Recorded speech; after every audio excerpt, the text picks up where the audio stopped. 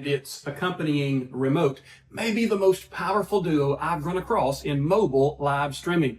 I'm Jason Hoffman. My goal is to help you have the confidence to just press go live. What this device has enabled us is usefulness across every piece of software and hardware that OBSBOT sells.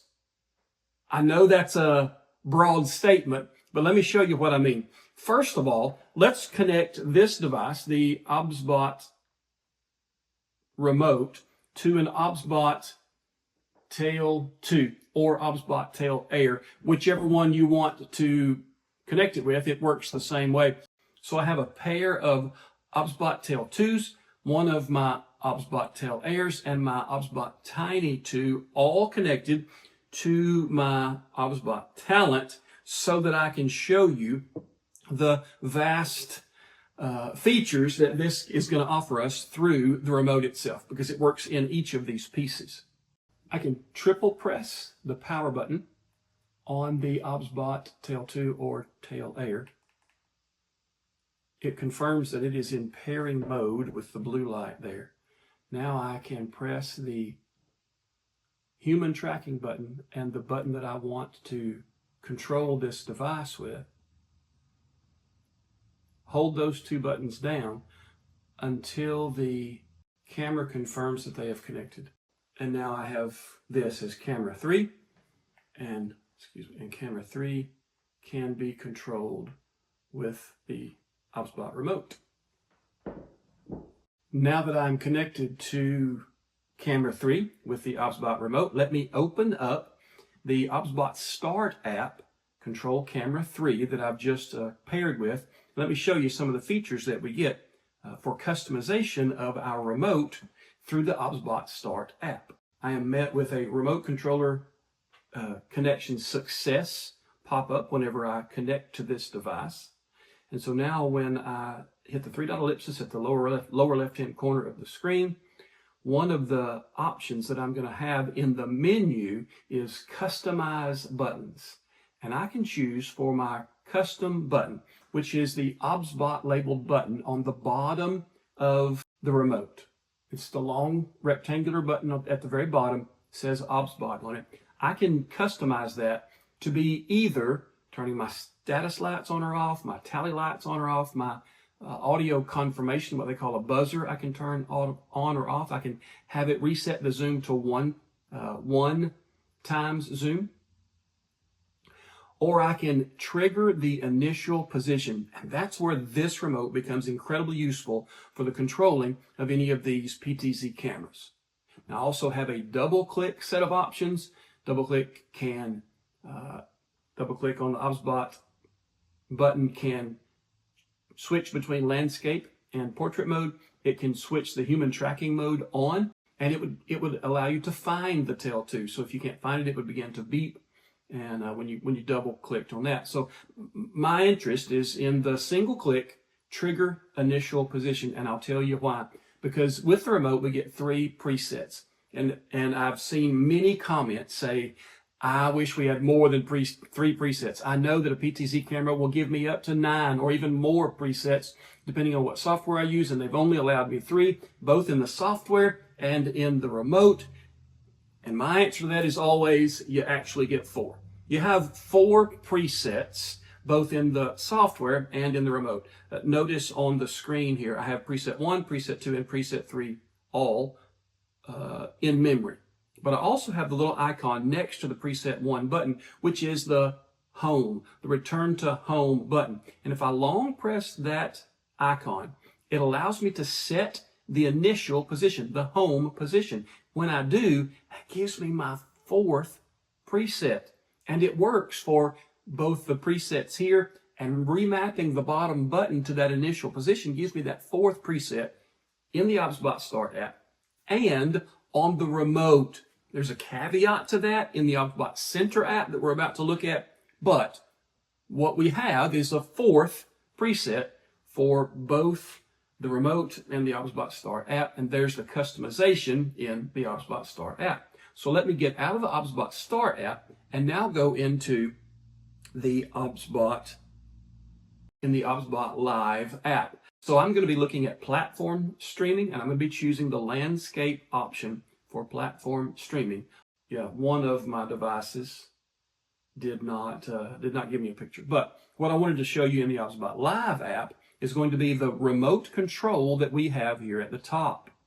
And in the OBSBOT Live app, we have the best explanation of anywhere of what each button actually does. A very valuable tool for those of us that have the OBSBOT remote. So on the first screen of the, by the way, if you get to this screen and it says not connected, just tap where it says not connected, hit the connect button. It's going to search for this Bluetooth remote, Bluetooth low energy, I believe, BLE, and it's got a couple 100 feet or so of range. It's not line of sight.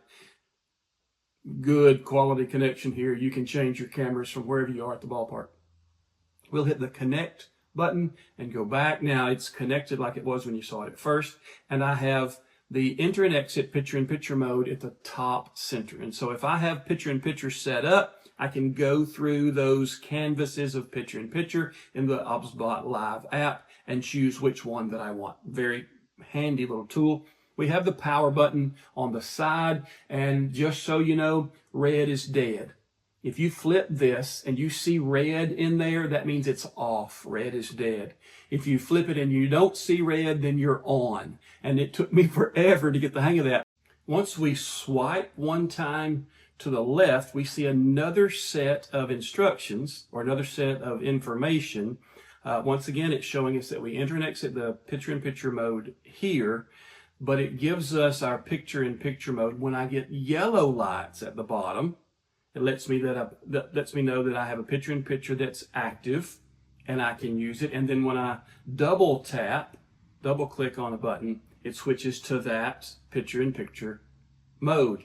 And then I swipe to the left one more time, and I get all of the explanations of what each of these buttons are. There may still be more they do with this remote. For example, the gimbal control, which I am controlling number 1 at this time, by the way. As you can see over there, I have control of what's happening. The gimbal control is actually a click button as well. And that click button zooms me back out. If I zoom in, that is set for zoom back out. We don't have any customization of that yet. We don't have control over that yet, but I anticipate, since it's a button, they will probably give us control, mappable control of that at some point as well. Maybe they will, maybe they won't. I really like that they've given us the ability to map that bottom button so that I have a 4th preset. Okay, so there's the OBSBOT Live app and the things that it will allow you to do with the remote, with picture-in-picture, with changing of your cameras, with having all of the features there. So now let's get everything plugged into OBSBOT Talent and see how the remote works with the OBSBOT Talent. So I'm going to bring my camera around because I don't know how to screen record on the OBSBOT Talent. Let me set that up so you can see what I'm doing here and see the cameras that I have plugged in so that we can show you how the remote works with the OBSBOT Talent.